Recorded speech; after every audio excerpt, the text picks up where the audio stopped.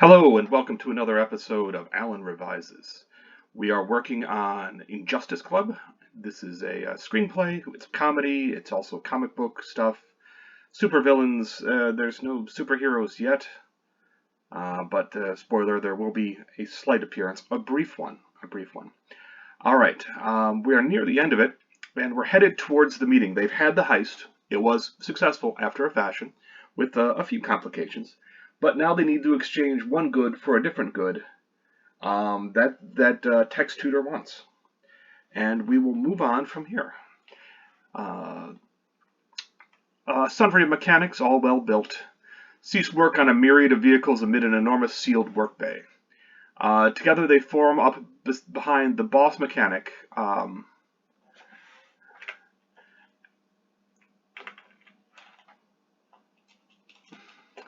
as the limousine halts. Text tutor exits. The boss mechanic gives a bow, gives a little bow. Linux follows, exits.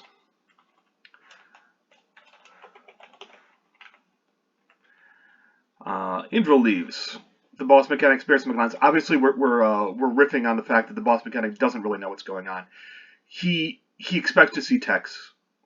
He expects to probably see Fidelia, but he does not expect everybody else who comes out. So Swift, affixing his mask in full is. I don't think he needs to affix it. He's quick. His mask. Once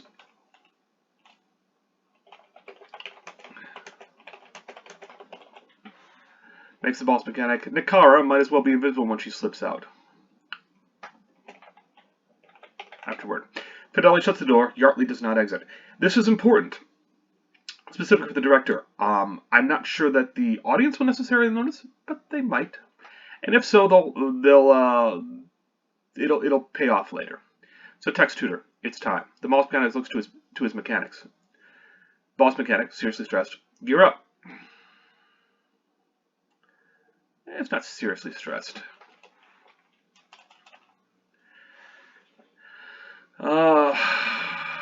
Concerned.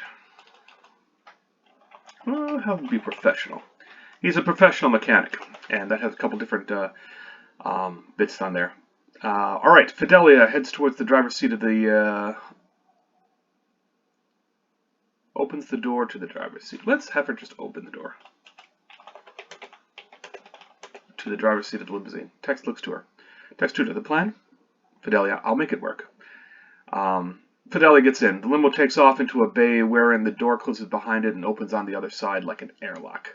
Text watchers go with trepidation. The mechanics return, armed with state-of-the-art weaponry. Text tutor to Indril, shall we? Interior sewers. The band of villains and henchmen, sans Fidelia and Yardley, make their way through the ugliest of sewers in textbook fashion. Lixa can't help but be annoyed at it all, though. She glances back, looking for Yardley, and frowns when she does not see her friend. Again, that's a little sop to those who might not have noticed that Yardley's missing. Linux certainly does, and she doesn't know what's going on, etc. It helps build tension as well, and a little bit of character. Linux does actually care about Yardley. Interior, pumping chamber. The band enters a decrepit pumping chamber where machinery from bygone, that's all one word, eras can be found amid shattered concrete cisterns. I got this little part from some of the pumps in New Orleans, for example, are old, let's say, to say the least, and yet they're still functional. They're still used because they're effective.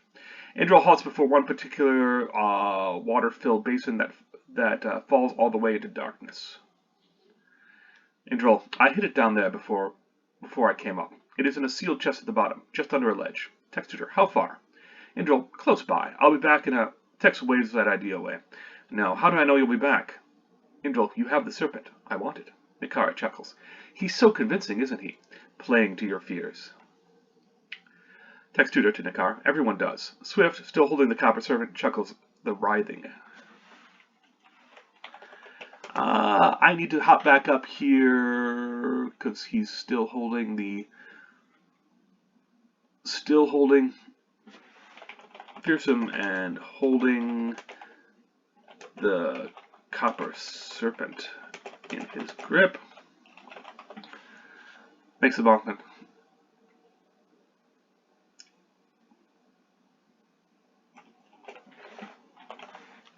That's a little better. All right. Back to this. Swift, still holding the writhing copper serpent, chuckles at that. Linux inspects the depths. Well, Tex, I'm not about to go swimming. Tex tutor, there's only one person other than Indra suitable for... interesting. To Nakara. I think that, for once, Nakara cocks her head. You were right. Cocks her head. To Indra, dive in, recover the chest and bring it up. We'll swap the item for the serpent up here. Indra hesitates. That's what I thought, Tex tutor says. What exactly is down there? Indra discreetly taps a tattoo which shines a sharp blue. Water boils out of the shaft. I don't have to have him tap the tattoo, but it's a good signature to the audience what's going on. It's a way to draw their eye. And to be honest, if people think that he needs to tap his tattoos in order to activate them, well then, he can use that to his advantage. From the water depth rises a dark figure atop a mammoth eel ray. Black eel in full war gear, including formidable armor and wicked trident. Is revealed. A jewel-adorned strongbox rests at his feet. Black eel. Booming voice. Tex tutor. Hear my words. Tex tutor. Calmly. Yes, I'm listening. Black eel. I have given you much already. You have allowed Indra to be captured, poisoned, and beaten. Tell me, is not our bargain already broken? Tex tutor. It exists while we agree it does. As for the trouble to your underling, well, that was not my choice or doing. Tex turns his head towards Nakara. Nakara, I did it. Black Eel, to seize the artifact yourself? Nakara, I wanted this to be a Gen X sort of comedic romp. It hasn't worked out yet. There's a confused pause from Black Eel. Indra, she is a telepath, my lord. Can you not feel her hooks in your head? Linux discreetly steps away from Nakara.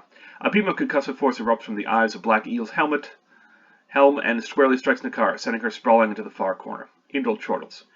Tex shifts one of his powered gauntlets. Indra's eyes widen and he collapses, clutching at his throat. Black Eel spares his sorcerer only a brief glance before he possibly glowers at Tex, Swift, and Linuxa. Black Eel, give me the serpent. Swift, why? Black Eel, do you value your life? Swift, not particularly. It is why I'm here. I am here. I'm here risking it.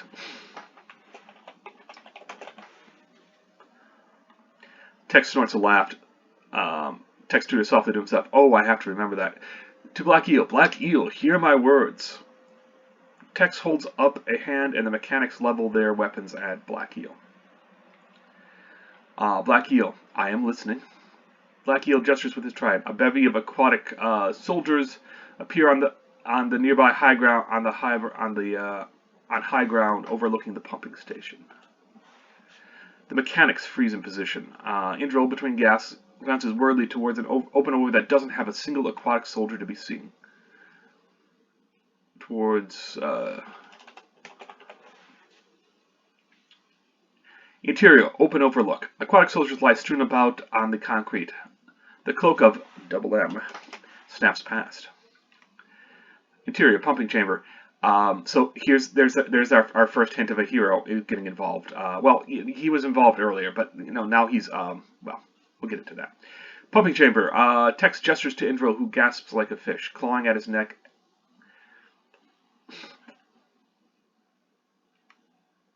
As if unable to breathe, because he can't. Tex tutor, do you value your sorcerer? Black Eel ignores Indra's struggles and instead turns towards Nicola. Catwoman. Feline woman. Are the names Linuxa? Get it right. Black Eel turns to Swift. Black Eel, you are but a prawn in this, man of lightning. Do not try to swim in these dangerous waters. Swift, we're on dry land. One of Indra's tattoos lights up and he manages a breath. Black Eel twists his trident. From the far end of the room, the happy golem lumbers into view. Black Eel, the sound you hear is of my triumph. For even should you flee, the golem will follow you until Tex shifts his other gauntlet um, as Black Eel talks. A subtle beam lights up the golem. The far wall explodes inward as a truck, shaped like a giant banana, slams through the concrete and careens inside. At the wheel, Yardley grins with enough crazy to light up the room. Yardley Crane, oh yeah! She maneuvers straight for the lumbering golem. It doesn't seem to care. The banana portion of the truck slams into the golem. The impact throws it,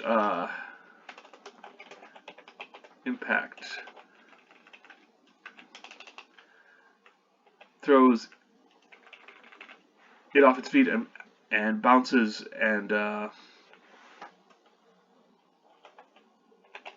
it across the floor. Tex Tudor to Black Eel. You didn't bring enough men. Black Eel motions with his trident and the copper serpent in Swift's grasp flies free. 4 more follow. 1 leaps from Tex's jacket pocket, another from Lennox's satchel, and 2 more from the recovered Nakara sleeves.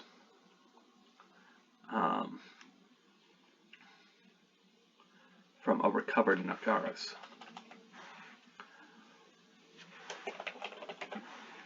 The 5 serpents abruptly whirl around the tip of the trident. Tex Tudor to the others. When did you all have time for that? My engineers barely completed a. Swift tries to pluck one. Indril slaps him away with a water tentacle. The mechanics open fire on Indril. Black Eel interposes himself. His armor proves too thick for their rounds. The aquatic soldiers open fire on the mechanics, catching several as they try to fire and evade. Tex Tudor, telepathic. Battle Plan Alpha. Lenexa on it. Lenexa leaps at Eel and rips at his armor before he brings his trident around. Until he brings his trident. Swift interrupts that blow with a flurry of his own.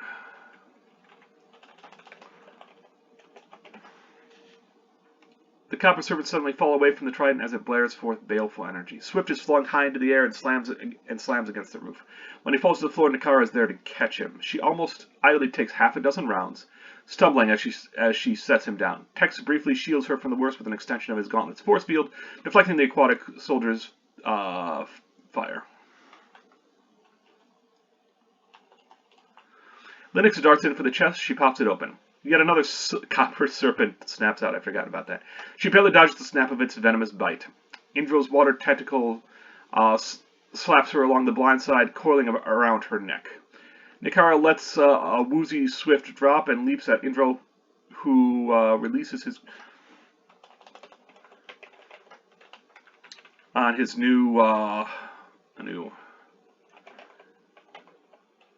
new and preferred threat. The happy golem, on one knee, hurls a piece of the pump at Nakara, and the impact twirls around her. Fidelia emerges from the back of the banana truck with a big gun in hand. She opens fire at the golem, tearing chunks out of its stony hide. A flurry of shaped shuriken flick out from the darkness and take several of the aquatic soldiers down with electric discharges.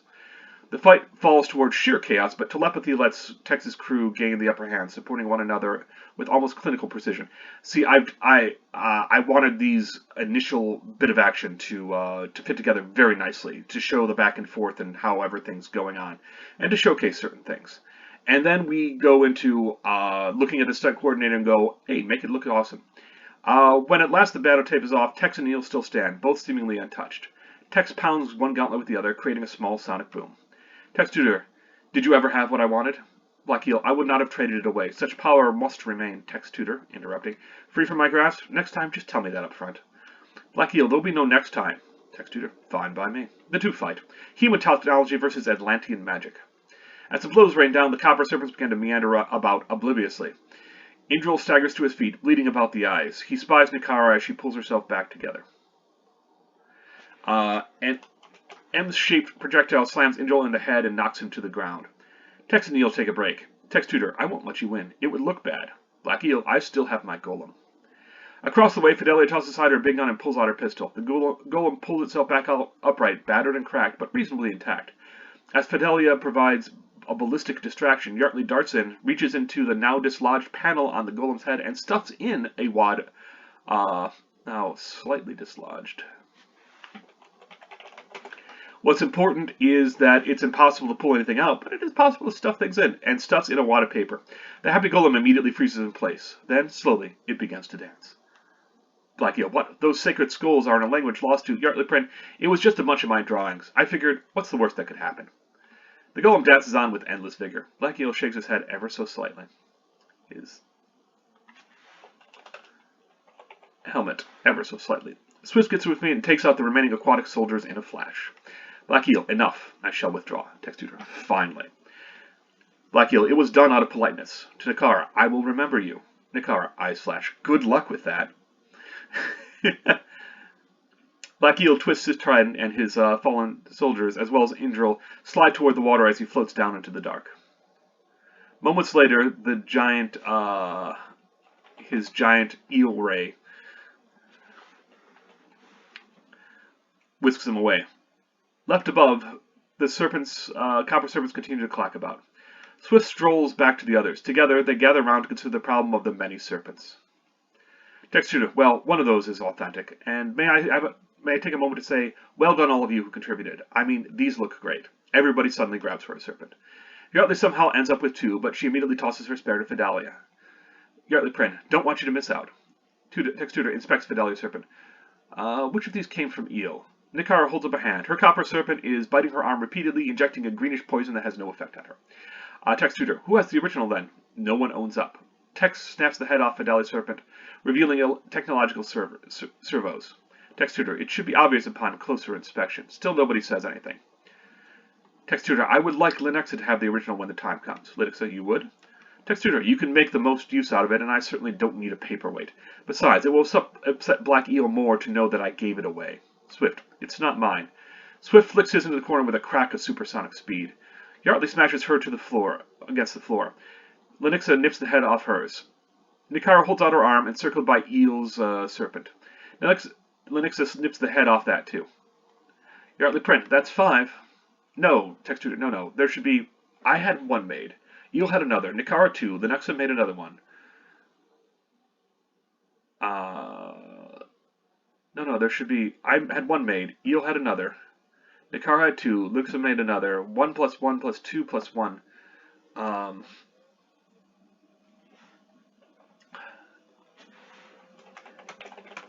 6 total. Hey, I was counting. You forgot the original.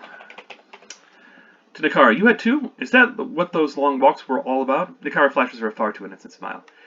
Text tutor, if Eel doesn't have it, then who? Text sees a nearby M-shaped shuriken. Then he gets angry. Exterior, city street, day. City alleyway. A manhole cover slides aside. Double M tries to emerge, but a rasp of copper scales wrapped about his arm interrupts the fluid motion. Double M slaps at the serpent. Quit it. Double M hurries off. So they don't get the serpent. But, needless to say, let's move on. Interior, conference room and night. We're wrapping it up. The group returns to the conference room. Yardley heads right for the coffee. Nakara follows. Out of habit. Swift removes the bottom of his mask. Linexa seems unfazed. Tex and Fidalia visibly drag. Tex clears his throat. Everyone looks to him. Tex tutor, we failed, but through no fault of our own. To Linexa. Linexa, your travel plans have been arranged. Good luck. Linexa flashes Tex a warm smile. Linexa says, people have the wrong idea about you, Mr. Tutor. Tex tutor, and I like it that way. Linux departs, giving Nakara a nod. Yardley a smile, and all but ignores Swift, though there is a brief flicker of acceleration between them as she brushes past. Obviously, she said something to him, they had a conversation in hyperspeed. Moving on, we don't need to have that. It would interrupt the flow, and it's a little bit of mystery. Text tutor, Swift, we'll have your meeting with me whenever you like. Swift, I shall not have wasted it. That's time travel for you. Swift fixes his mask back on, nods to Nakara and Yardley, then departs with a flicker of red lightning. Text tutor, Yardley, the arsenal you have you requested has been arranged. Fidelia will provide the details. Yardley Prin, thanks, Mr. Tex. This has been a load of fun. Maybe we can do it again sometime. Tex Tutor, only if I'm feeling suicidal. Yardley Prin, see you soon. Yardley romps off with only a small, amused glance Nikara's way. Fidelia, she seems entranced by the smell of her coffee. Fidelia has to run to catch up with Yardley, which is a nice little touch where she has to do her job, but Yardley isn't making it easy. But anyway, Tex and Nikara are alone. She seems entranced by the smell of her coffee. Tex Tutor, so, Lady of Venus, what can I offer you? Nikara, I already have what I wanted. Tex can't have heard that right. Nikara, until we meet again. Nikara heads off with the coffee mug in hand. Tex is left alone. There on the table is an envelope about the size of a CD disc where none had been before. He opens it reflexively and finds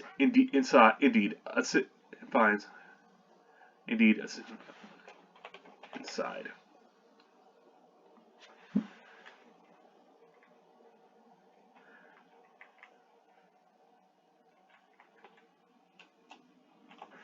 All right. The words "Play me, please" in beautiful calligraphy is written. The words are written on the label. Tex Tutor, who uses CDs anymore? Fidelia returns, unamused. Fidelia, all this work for nothing.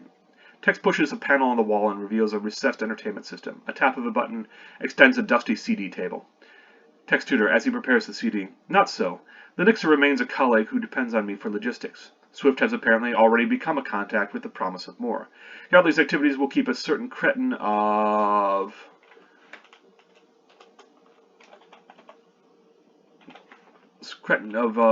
Yorkshire very busy. Black Eel now knows I am not to be trifled with, and Indril can not betray me a second time. The monitors play to life as the CD spins to life in the drive. Fidelia and her. Lively 90s music begins to play. Images fill the screens with hand-drawn art of Tex, Lenexa, Indril, Swift, Yardley, and Fidelia, done in various styles depending on who is the central character. It could be a montage from a sitcom. Tex stares at the images, at first transfixed and then incredulous. Tex Tutor, how did she find the time for this? Credits, more art. Tex Tutor, voiceover, seriously? And then we fade to black. I have some notes at the bottom, but those are unnecessary.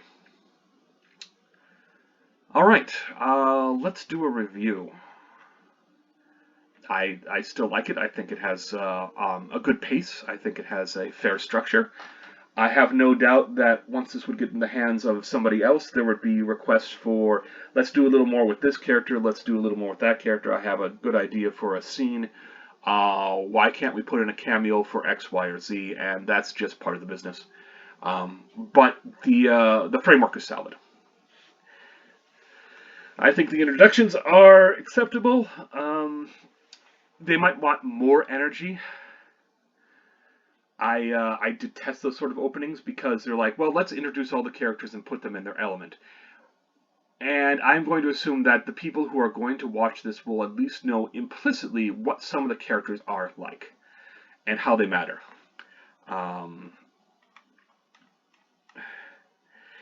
If not, they're going to figure it out as the movie progresses. That's the idea. You can depict crazy with Yardley pretty easily. Swift is Swift. I mean, you know he's fast, and he looks like he's psychotic because he is. I wouldn't say psychotic. I say he's a sociopath. It's not that he can't feel; it's that he chooses not to.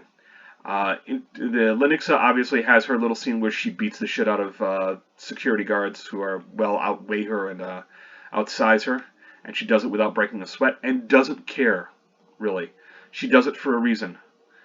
Then we've got Yardley and Lenexa's friendship. It's obvious that Lenexa and Fidelia are operating on a professional capacity. They don't really have a chance to interact, which is it's too bad. But there's no room to fit that in. Maybe there should be. All right. But Yardley tries to coax Fidelia out of her position, and if she can't, then Lenexa really can't. They just have to keep it professional. Um, so then we have Nakara enters. She's the kind of a wild card. I mean, she's a Venusian, so telepathic shapeshifters are like that because what game are they playing? What side are they on? It's impossible to tell who they are, who they've been, or necessarily if their telepathy is particularly good, which hers is not, because telepathy, if there's too much telepathy, that kind of ruin a that can kind of ruin things as far as narrative, because she could just have people do whatever the hell she wanted, which is a different story than the one I'm telling. So, um, so there we have that. Nakara and Fidelia obviously don't get along. They're antagonistic. They're almost polar opposites in terms of how they see themselves. But there we go. There we go. That's not everything is going to be kittens and lollipops here. Nakara gets along on some level with Yardley. Swift doesn't trust her, obviously. Lenixa is obviously wary as well, because why not? But she can see another. She tries to be professional. Lenixa always tries to be professional because that's the best way for her to work towards things. Um, all right, so we get some shape-shifting, CGI. It should be fun and interesting. We don't have a lot of action. Things are building up, then we have a villain fight, and it takes us a little while to get to the heist, and that's my only real worry here. I'm not sure what the solution to that is. The solution to that might be have a mini heist of some sort. They need X to get Y, but that has to be interesting as well, and it has to be something that's going to occupy, say, 5 supervillains, and that's not an easy thing to write and make it brief, because they will generally just overpower it, or you show it with a scene or so, like if they need the code to get in, if they needed if they needed specialized equipment somehow, something that Tex couldn't buy, because how would he not be able to buy that? So I think we do have to go just to the heist. We have Yardley's. We could add in more with Yardley, although we do have the warehouse and Double M, where they fight, and a bit of that. So maybe that's enough. Maybe that's enough to keep things interesting for the audience that tends to like action. If you watch any comic book movies, you'll know that they intersperse with a lot of action. Something needs to happen, or we need to be wrapping up to something to keep the audience entertained. They're expecting as much. On the other hand, I don't think it works with the format and might kill the overall part of the movie, because you're trying to fit just stuff in. This is a gratuitous fight, and we're going to have it. Um, the audience could tell that too, where there's like, well, but there's nothing at stake. So anyway, there's a lot of back and forth. There's a lot of character building. I hope that's interesting enough where people are going, what's going on, and without getting confused necessarily.